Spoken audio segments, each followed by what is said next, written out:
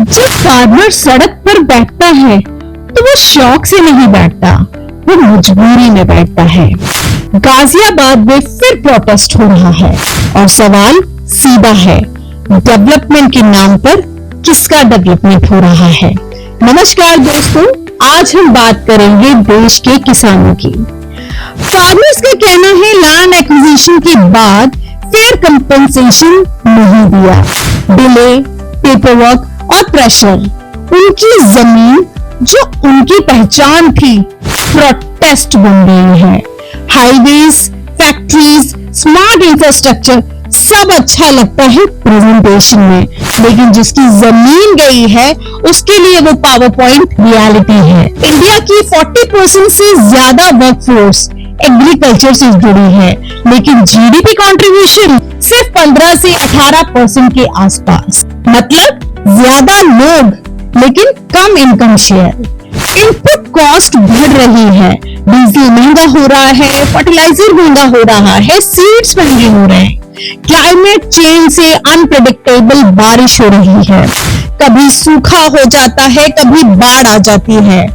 Loan का burden अलग बढ़ रहा है, और जब लैंड एक्विजिशन होता है तो कंपनसेशन मार्केट रेट के हिसाब से नहीं, ऑफिशियल सर्किट रेट के हिसाब से होता है। और फिर हम ही कहते हैं फार्मर्स की इनकम क्यों स्टेबल नहीं है। सिस्टम तब याद करता है फार्मर्स को जब राशन की लाइन होती है या इलेक्शन का टाइम होता है, लेकिन जब फार्मर सवाल पूछता है तो उसे प्रोटेस्टर का टैग मिलता है। ये सिर्फ गाजियाबाद का इशू नहीं।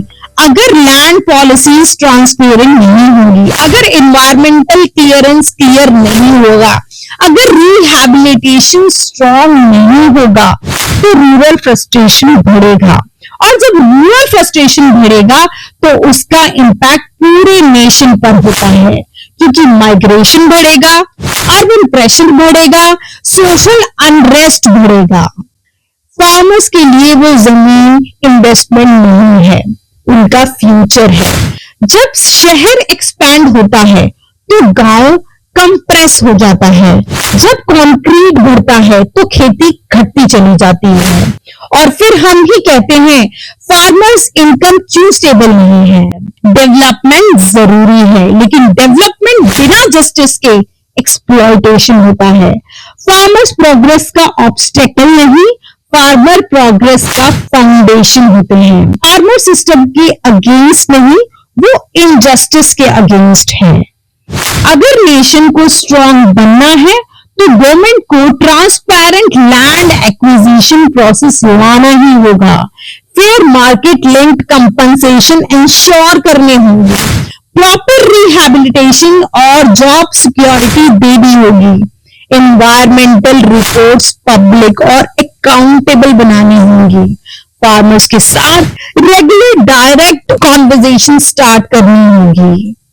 इंक्लूसिव डेवलपमेंट ही रियल डेवलपमेंट है।